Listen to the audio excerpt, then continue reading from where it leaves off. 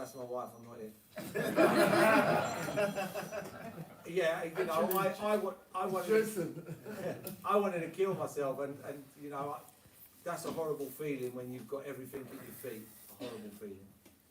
Thank you very much. Pleasure. Okay, it's a good question, Ishq, and I think, Paul, I mean, I'm a therapist, so I understand exactly what you're talking about there, but I think one of the things that you said, which I think is key, it was a great question, Ishq, was you already described that your high was football. So that was the place you could express. That's not the place that you're going to come down. You come down after football. So football was the thing that gave you the high, and you, as you said, you then tried to replicate that through other things. Just maintain that. That's a big message. It's a big message. Great question, Ishq.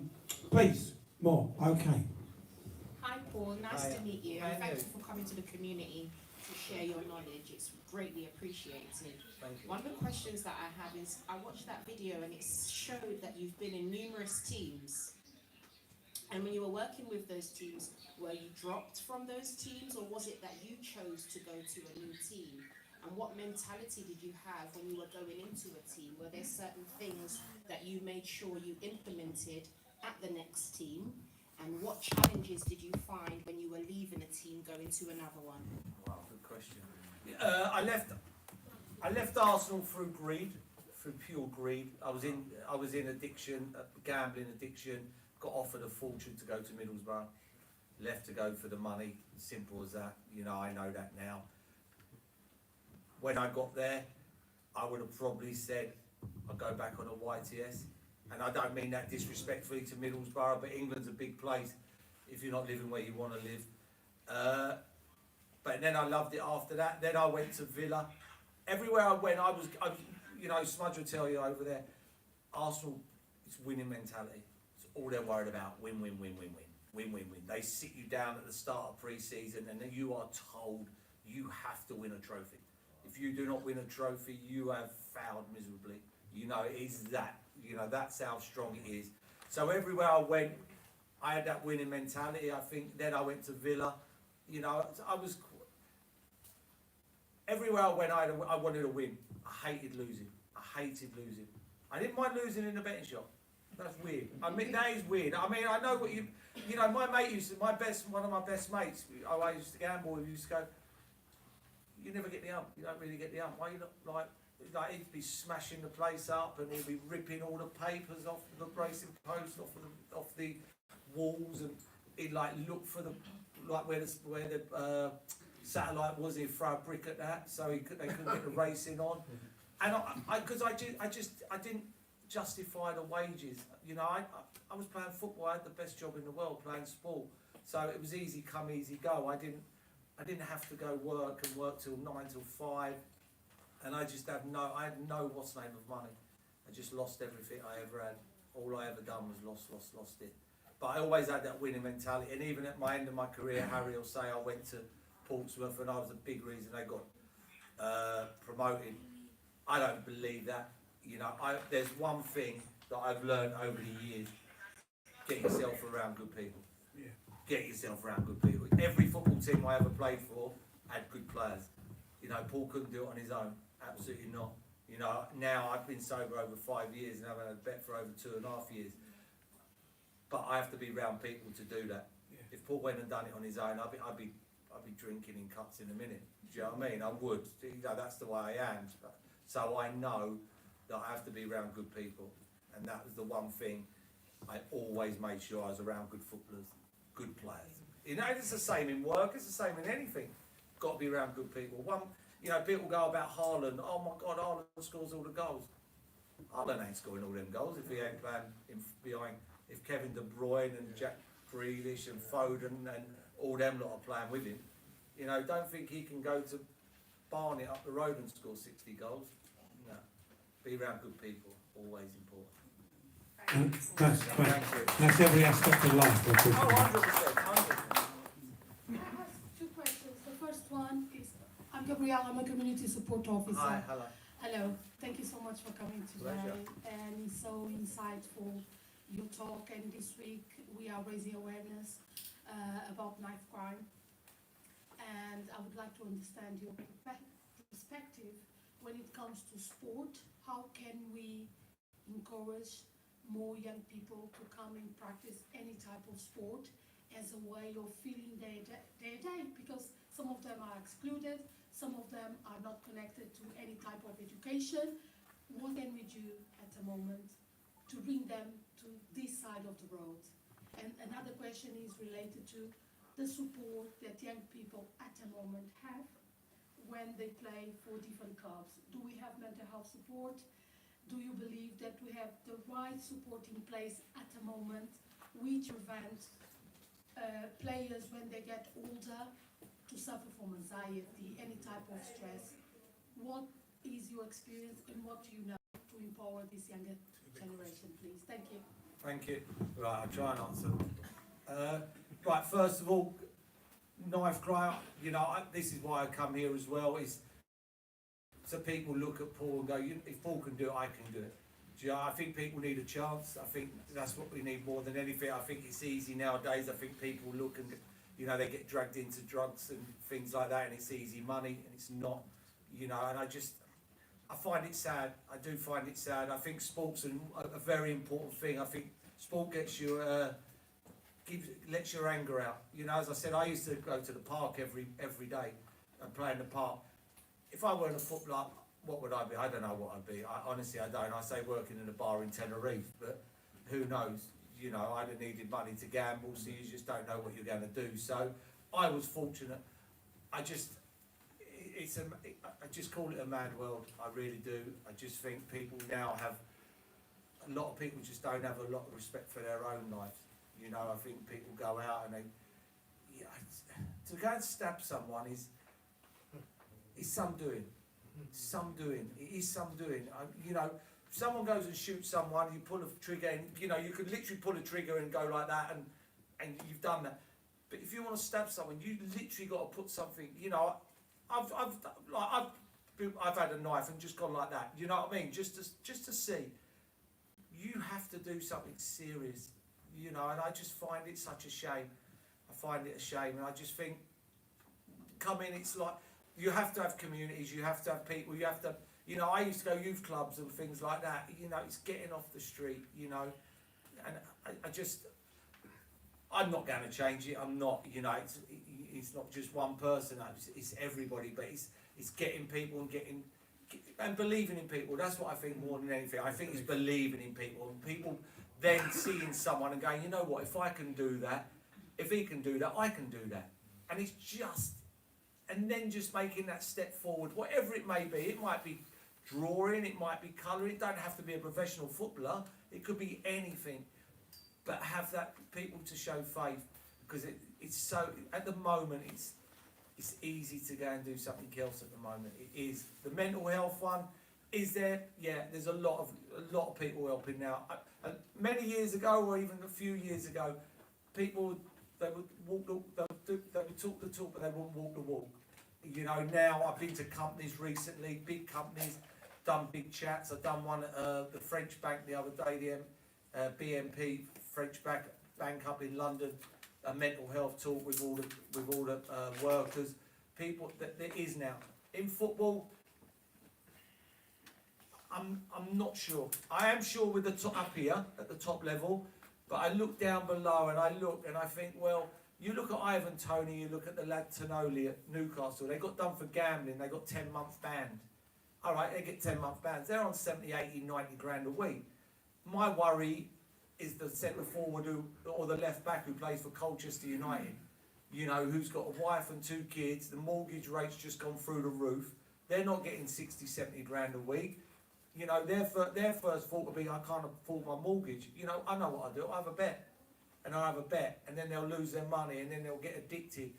They can't go to the FA and turn around and go, I gamble, because the club will throw them out. And they will throw them out because they can't afford to pay their wages if they're not playing football. So that's a big worry for me. You know, people don't think gambling's the worst addiction in the world. Believe me, it's the worst addiction in the world. And people go, oh, you don't have to put anything in you. You know, get high, take drugs, drink, got to put it in you. Gambling, you don't have to put it in you, it's already in you. You know, people go, oh, show a bit of willpower. Yeah, next time you have diarrhea, stop that with willpower. See where it gets you. Yeah, I mean, it's a great point. And of course, you did the programme where you shared that, and you had your brain scanned, Yeah. didn't you? And I remember Yeah, exactly mind-blowing. what happened. I mean, when you looked at that, and your brain was sending all different signals once you got around. Once there was risk involved. Yeah, 100%, and it just goes. My brain, it ain't wired properly anyway. I know. The thing is, now I'm 56. I accept that now. Paul didn't accept that 20, 21. Do you know what I mean? I just thought I was different. Now I just accept that I'm the way I am. You know, that's the way it is. You know, I done that program a couple of years ago, the gambling program, and then afterwards they went, right, we'll do one on ADHD now. I went, oh fuck, I've got that as well, have I? Do you know what I mean? I was just like, you know, I would have been disappointed with that one, because I've been on telly, I've been in the spotlight, I've been in front of the country a lot of times. I'd expected the doctor to have seen that. Do you know what I mean? You know, like, I've been on the telly and I've had a mole, and I've had doctors get in touch with me and say, go and check that out, that could be cancer. But for people not to have seen that I might have ADHD, it was a bit, you know, that would have upset me.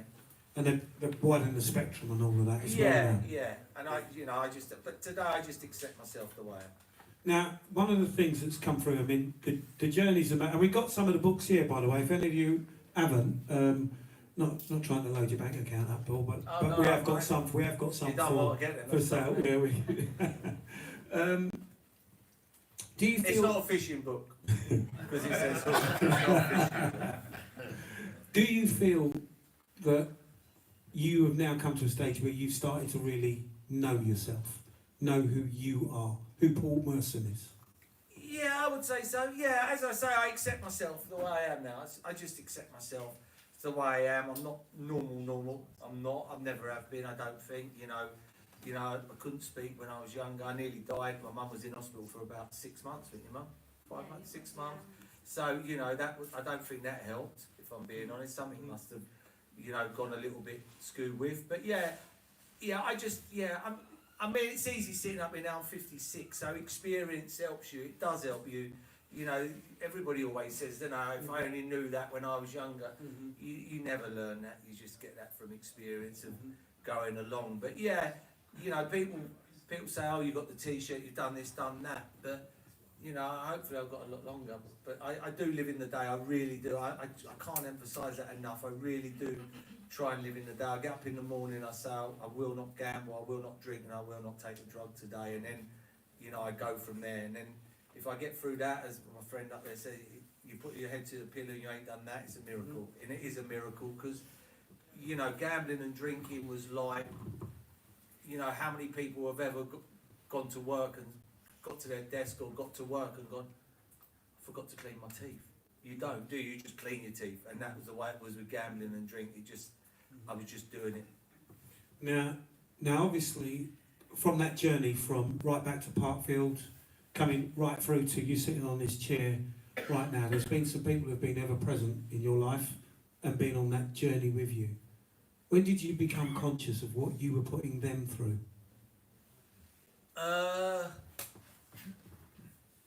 Never. I don't think so. You don't.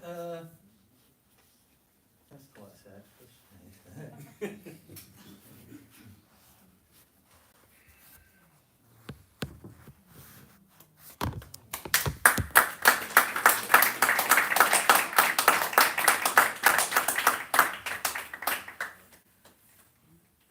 You never do.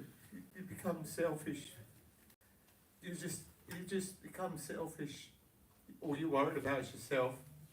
Never really worried about my mum and dad, what I put them through.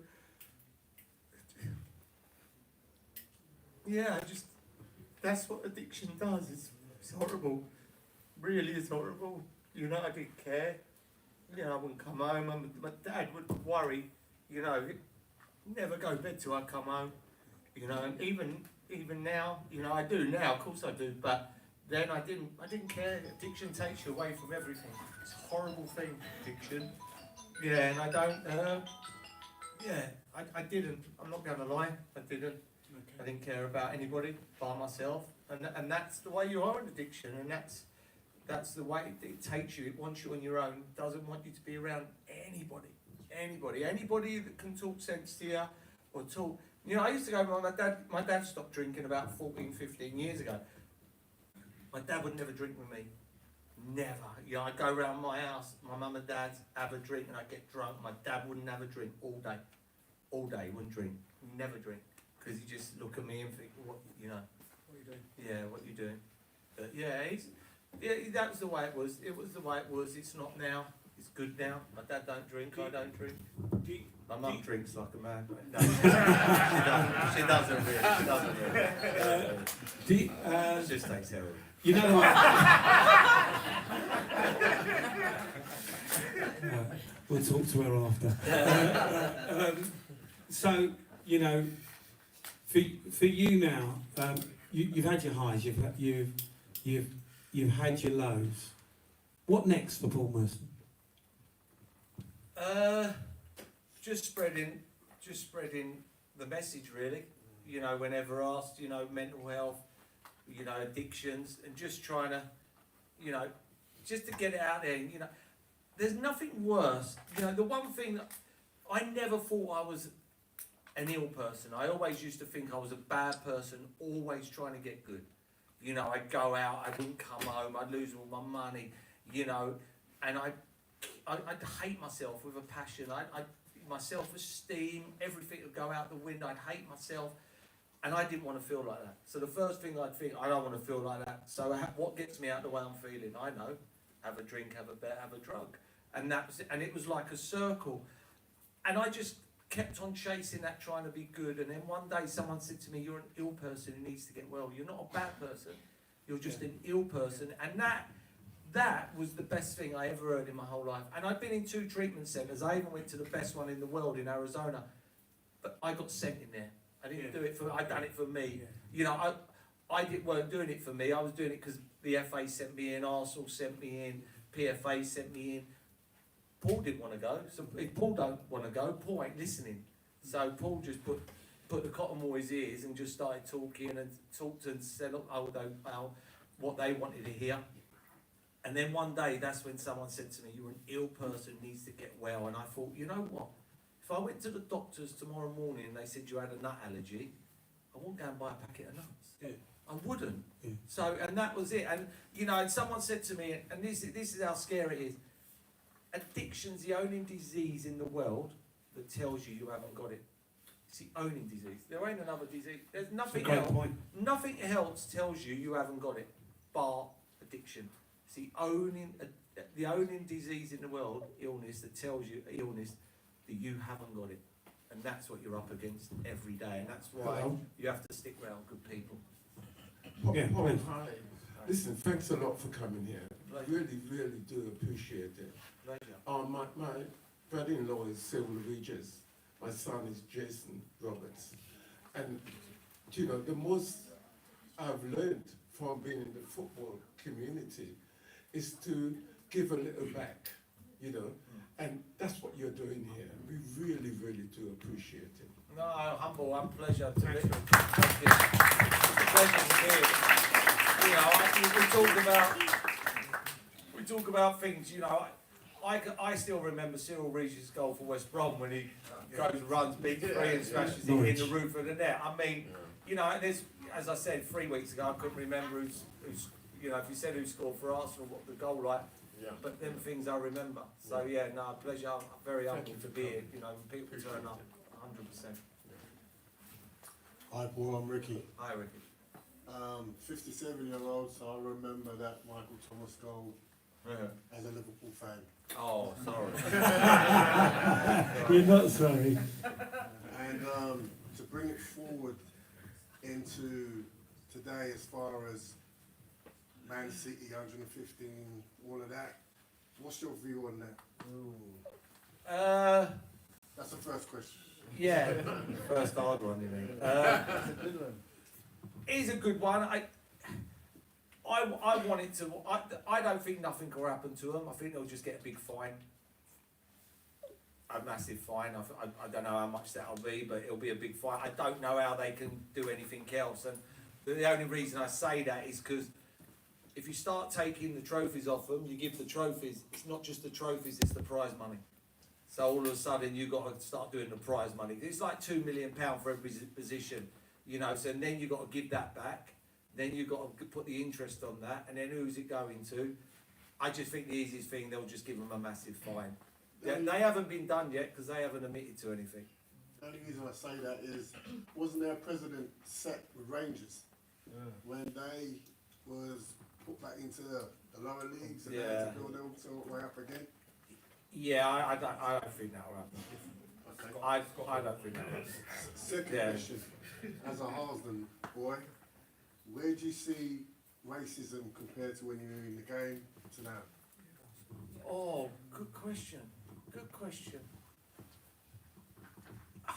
You know what? I've never got racism. I've never got it. I've never understood it. I never understood it. I was, you know, when I was growing up, I mean, this is one of the first places, you know, I was one of the only white people in my class, so I don't get racism. You know, one of my best mates, who's got my number still, is over there. And he's like, I've always been around black people. I've always, all my teams, all my Sunday teams. I don't get the racism. I don't understand it. It doesn't. I really, you know what I mean? I just, when I hear it and I hear people talk about it, it doesn't drop with me. I can't even relate to it the slightest because I've always been around black people. I've all my friends, like a lot of my friends are black people. You know, I've been brought up around here from a young age where, as I say, I was one of the only black players, only white player in my team. You know what I mean? I'm like Bob Marley, he's one of my team. So, I don't even get involved. I don't give people the time of the day. I don't like it. I don't know why we give people, you know, the airtime and the paper time. I don't. I think people are jealous. I think that's what it is. I don't think there's any other reason. I just think it's jealousy, and that's the only reason. I just can't. Honestly, I can't comprehend. I can't even get it in my head. I can't. I've never have. Never have. You know, I never have. Thank you. Now, Paul, the player. Let's have a look at Paul Merson, the player. Now, you know, for all of us who've played football, you know, you play with some people who played angry, whatever. You always looked like you were having the most fun. Yeah, because there was so much going on off the pitch. As soon as I crossed that white line, mind the punt, it was. I just went and played football. I loved it. I was addicted to football from a young age. From, you know, mum's got pictures of me in a nappy kicking the ball on the beach. Do you know what I mean? I just always had a football, loved playing football, and that was it. So you're playing the best sport in the world. You know, I hate people. You know, I hate people when they don't celebrate a goal, when they just jog off like they're going to do it again. It's the best feeling in the world. There's no other feeling like it. So yeah, I was addicted to football. I'm addicted to it now. So yeah, I enjoyed it. You know, I loved it. You're staying fit. You're out in the fresh air.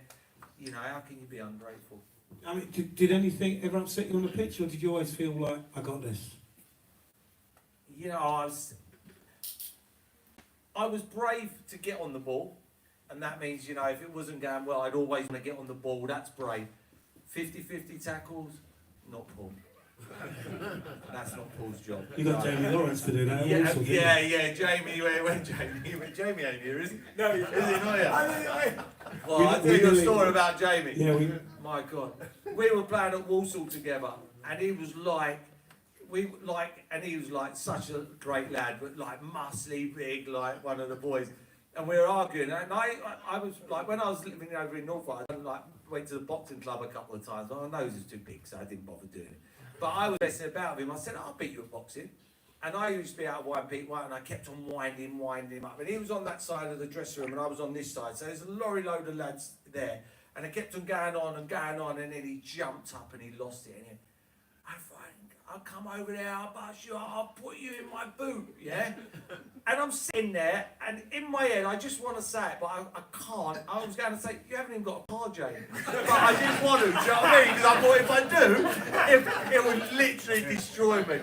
But he was like such a great lad, yeah. I love Well, I remember such we did the podcast. Yeah, and he's such a lad. Yeah, he's brilliant bloke. But yeah, I that weren't my job. Was, you know, I would jump out of tackles. I wasn't embarrassed to jump out of tackles. That wasn't my job. My job was to make goals or score goals, not to win the ball.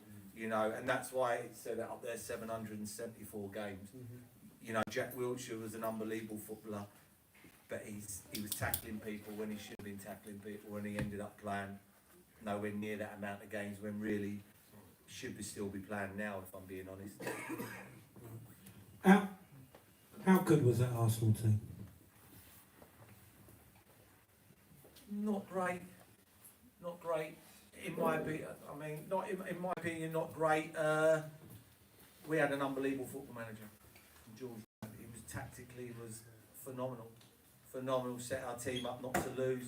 You know, that's where the song come from. 1-0 to the Arsenal. They still sing that today. 1-0 to the Arsenal when they go 1-0 up. We used to score a goal, we'd jog back to the halfway line, and you could see the other team were beat already. They just knew that was the end of the game.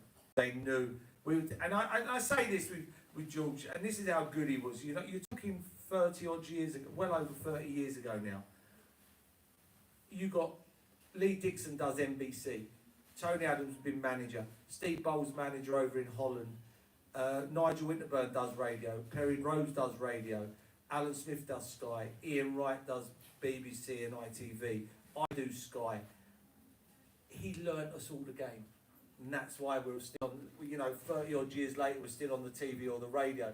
That's because of George Graham and then obviously Arsene Wenger learning us the game so we know what we're talking about. You know, a lot of people come and you think, oh, when he finishes, he's going to take my job. And they come on and they ain't got a clue. You know, they've got no interest in football. A lot of people don't like football. They play it, but they don't like it. And that's why I don't think we were a good team. We just had an unbelievable manager. Wow. Okay, that's an accolade indeed. Yeah. Hello, good evening, Paul. My name's Eugene. Hi. It's a real pleasure to hear you speak tonight, and you know, I think you bring a lot of hope to a lot of people. So Thank you. Thank you. My question is, anybody who saw the scenes from Anfield on Sunday could see that Jurgen Klopp, and I know I'm a Liverpool fan here, has had an impact not just on a group of footballers, but on a whole community. And you've touched on a couple of your managers there, but I just wondered, I've got a two-part question, if you don't mind. Just which manager that you played under had the biggest impact on you? And I don't necessarily mean in terms of success, but just you connected with the most. And also, on the evening when the election was called, which football manager, if you had to pick a football manager, would you choose to be the next Prime Minister? Oh, good question. Wow. Love that, Eugene. I think George Graham was an amazing manager. You know, he gave me my debut. You know, brought me through and made me the player I was. What I would say, and this is what I was saying to the lady back there about help, is when I got done with the drink and the drugs, I went into treatment. I come out and I sat down with George Graham, and the country was asking, the papers were banning for life, banning, he's a disgrace, he's this and that. And I said to George after he come out, and I sat down with him, I said, why didn't you throw me out? Why didn't you throw me out? And this is exact words he said. He said, if you have a Rolls Royce and it breaks down, you'll get it fixed.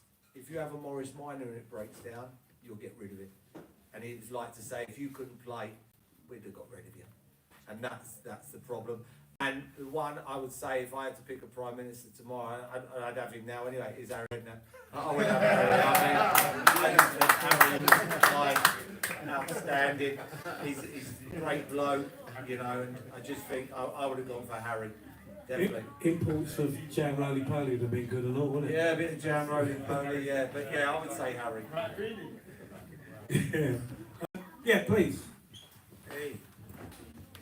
Yeah, Chris. Good evening, everyone. Good evening, Paul, first of all, I'm a Man City fan, so let's don't talk 115, okay? We're going to go back to your grassroots, Paul. The picture there shows you in a Nottingham Forest kit. But it wasn't a Nottingham Forest kit, it was a Forest United kit. Yeah. And I'm 2 years older than you, and I was in Forest United 2 years when you joined. Oh, really? Yeah, and I'm still at Forest United. I'm Oh, a coach wow. there, and I've been to a few of your talks. And I want to say a massive thank you. Oh. Now, you've made it. You made it as a footballer.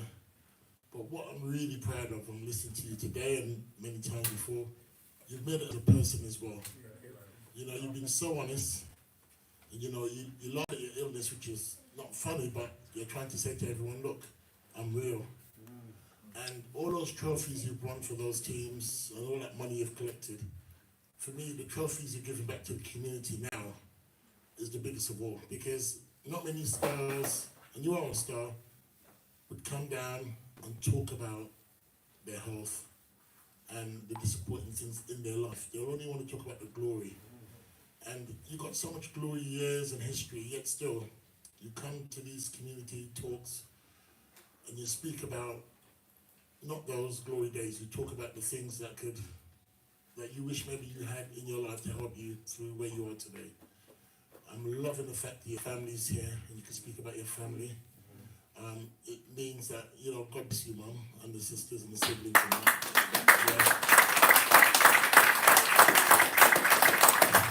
Because if I was as naughty as you, I know where I'll be. But yes, the challenges of back in the day and where you are today. I'm sitting there, I've got the ex-chairman of Forest United. You are a legend to Forest United. Many youngsters that I coach, I speak to them about you. And I'm just so proud of you as a person to come back and talk to the community, Harlesden. Nobody wants to talk about certain places. You're coming back and speaking about Harlesden. It means so much to the community. It means so much to the people around you. And I'm glad you know you could come here and you're at home. Yeah. Okay? God bless you. Beautiful, beautiful. Can I ask one question? I was doing my wardrobe the other day in cupboards, and I got a signed shirt off Forest United. And how could they have that badge? It's exactly the same as Nottingham Forest. How come? In the club archives, we have the letter. Signed by Brian Clough, giving us permission to use Really? that badge. Wow. Yeah, there we Wow. go. So now I know. Wow. It's on the back, it's not, is it? Yeah, yeah, but it's exactly the same badge. By the way, Smudge, you got a sensible question? No. Yeah, I have. Come on in. When we were apprentices in YTS, That's the badge, look. this guy, Merce got me through a lot. Like, he doesn't even remember, like, who's there. How many apprentices we have? 11? Yeah. 11 apprentices. Like, when I go to him, who's the black guy in the team? How many black guys were in that team? He'll go, there was you, and he'll just stop, and I go, yeah, just me. Just me. And all that stuff, he got me through all that stuff. Like, all that, like, if any of the other boys would have been racist, he'll be like, smudge up. It's not, you know what I mean? And it just get me through things that I wouldn't even. And he used to do that himself. And he used to do it funny. It was a funny way, because everybody wanted to beat him up. I'm going to go and beat him up for that. You know what I mean? And I think, leave him. Because we came together. So always, it was just me and him. Everybody else was going, why are you two so close? I go, I was playing for Forest United. Like, Ozzy and Greg, they were close. Sykesy and Alan, they were close. Like, Don Russo came with us, didn't he? And things like that. It was weird. And I was, all the 11 of us, I was the only black person. And Merce got me through all that. For the 3 years I was there, as apprentice, like, doing apprentice and first and pro and all that, he got me through that shit. He doesn't even realise it. So me, I thank him for that. And my first time I ever had time to lick all that. You can have my new number now. Any more questions, please? Kevin? Hello there. I mean, I agree with you about Wembley. I like Wembley better, and I loved Highbury, and I miss Highbury. The Emirates isn't the same, is it? But thinking about that in terms of you're obviously in a good place now, can you now look back on your time when you weren't in a good place and think about, is there some good stuff as well that you remember? I mean, obviously the football.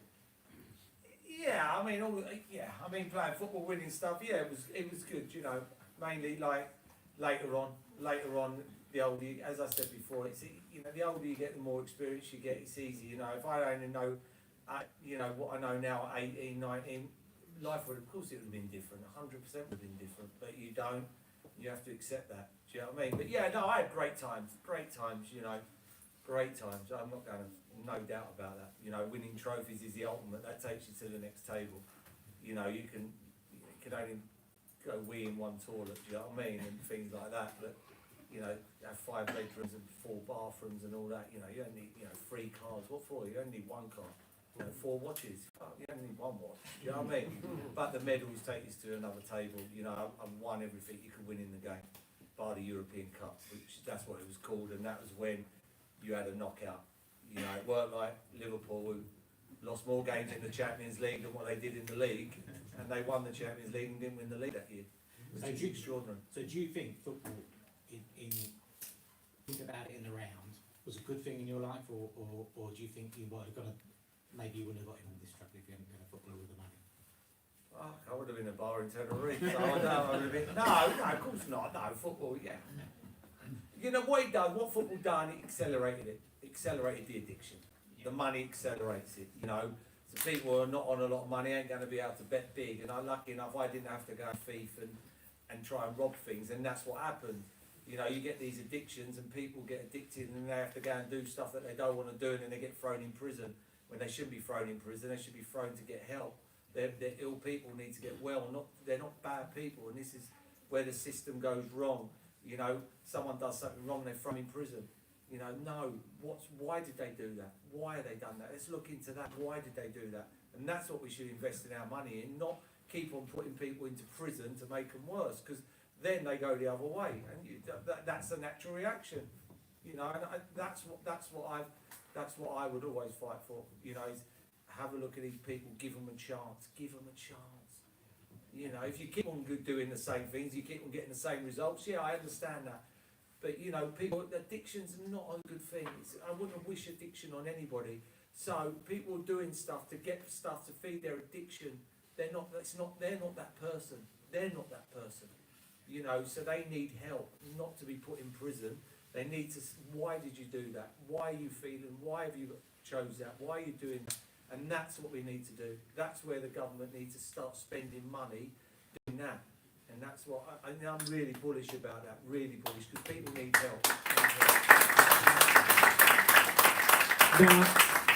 Now, Paul, I'm 8 years older than you, I'm 64, so your generation, which I call the next gen down, were the first to really get access to the big money in the football. So you were really the first people to go where actually football can change your life in terms of financially. And you now look where it's gone, 200 million on, what was his name? Neymar.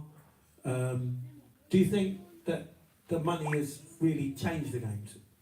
Yeah, oh yeah, 100%. Yeah, of course it has. Yeah, 100%. Yeah, it changed it to a thing. Look at Rashford. You know, look at Rashford. I mean, it's a prime example. I think he's on 350 a week. The lad's got his world at his feet, and he's not even in the England squad. 33 players. I mean, if it goes to 34, I'm in. You know, you know how he's not, and I just that hurts me. That hurts me, and that's why I think it's an example. You know, I don't know how people, and I don't blame Rashford. I feel sorry for him. But put it in your shoes. If you're getting that money, how does your mind tell you that you need to work hard on something that you're getting paid so much for already? And I'm not just saying Rashford. I'm only saying Rashford because he's that good. He's a phenomenal talent. He's a phenomenal footballer, and he can't get in the 33. What's gone wrong? You know, and I think we need to sit down and we need to why are you like this? Why have you gone like this? Not, oh, because he owes a lot of money. Something's going on in his life. Something's going on. We need to, you know, people need to talk to him and sit these people down, because it's hard for him. It's hard for him to come forward and go. And I don't know the lad. I might not be nothing, but it's hard for someone to come forward and go, you know what, I'm struggling. I'm struggling. And people, you know what half the people in the world will say? How can you struggle? Struggle, You're on yeah, $350 a week. If yeah. I was on $350, I wouldn't struggle. Now put yourself in his shoes. He's getting that money and he's feeling the way he feels. You imagine, you know, when you've got nothing, absolutely nothing, and people have nothing and they're fighting to put food on the table for their kids, if you're getting a bad way, you're depressed, you want to kill yourself, you can understand that. You know what I mean? You've got nothing, you can't see a way out. How do you think that person feels who's getting that money and they're feeling like that? And I'm not saying him, but it can be like that. And I don't think the money's been good. I think it's too easy. I think they're giving it too easy. I think they've got to start getting together, these chairmen of clubs, and go, you know what, if you want to give a youngster 100 grand a week, I know this is mind blowing, give them 33 grand a week. Give them 33 grand if they play in the game, and then give them 33 grand if they win the game, and there's your 100, and keeps you hungry. Not just give you the 100 grand, and if you don't ever play football again, it doesn't matter, you're still getting the money. You've got to give these people a hunger, and I just think it's a shame. I was on site yesterday, I was gutted for Rashford. I still think you should go to the Euros. He's hot. If he gets hot, he's hot. And win tournaments, 7 out of 10 don't win you tournaments. 7 out of 10 every week wins you the Premier League.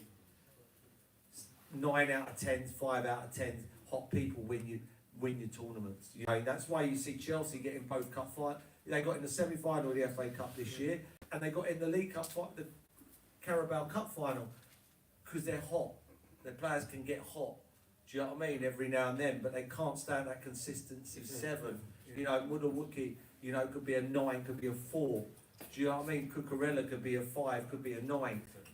You know, they've got that wins you gets into cup competitions. Winning the Premier League, you've got to be like your Fodens and your people like that, and your Silvers and the Bruins. 7, 8, 7, 8, 7, 8, maybe a 9, never a 4 or 5. Okay, nice one, nice one.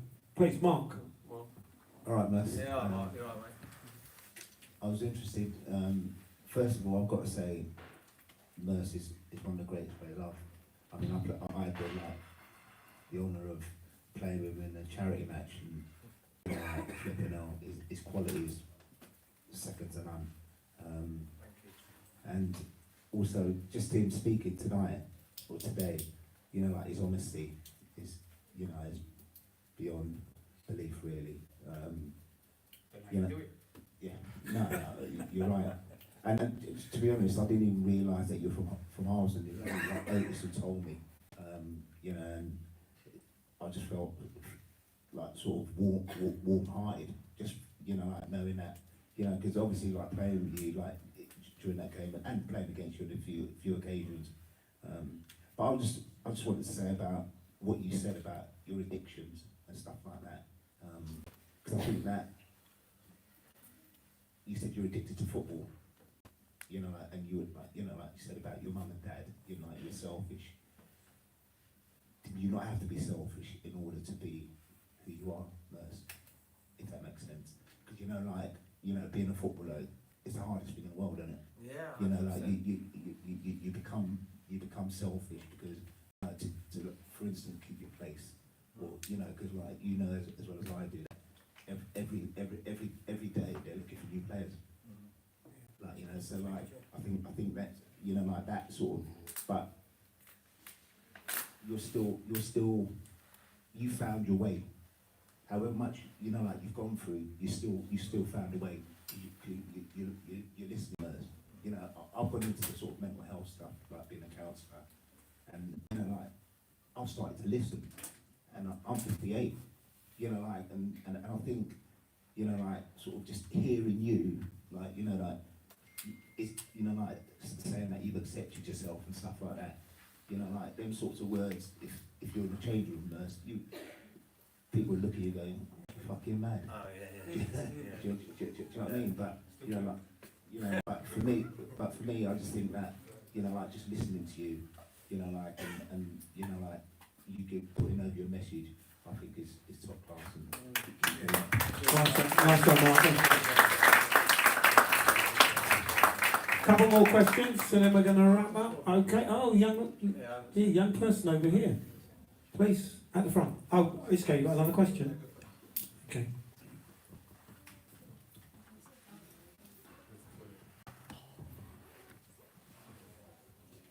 Come on, don't be shy.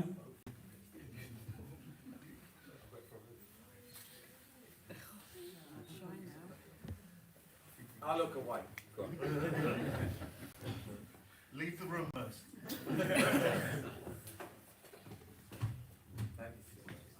Come on, you'll be alright. Do you want the other one to go first? Or you gonna, no, come on then, Ishka, you go first, and then we'll come back to you.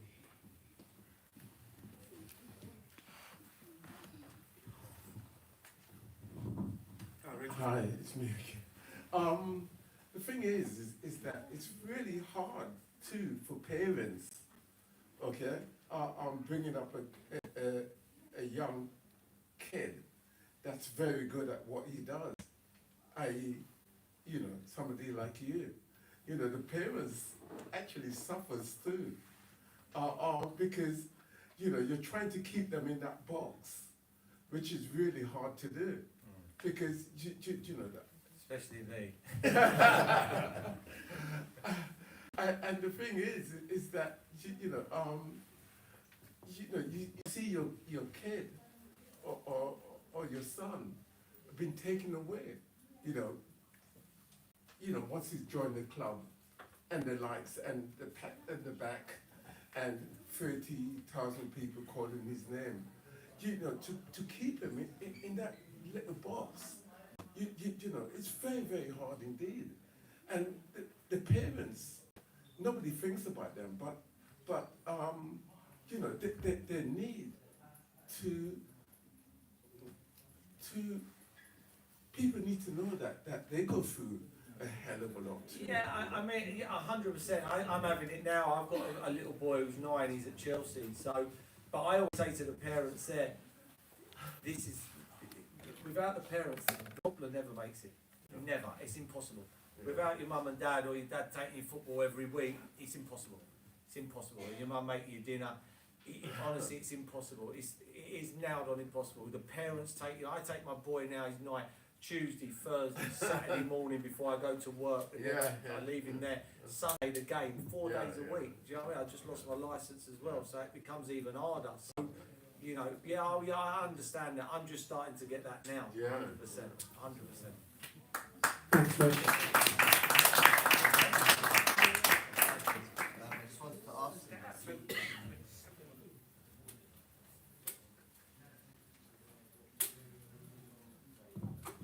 Hi again, Paul. I just wanted to ask you a question real quickly. Would you ever consider doing a management or managerial career? You know what? When I signed for Wolves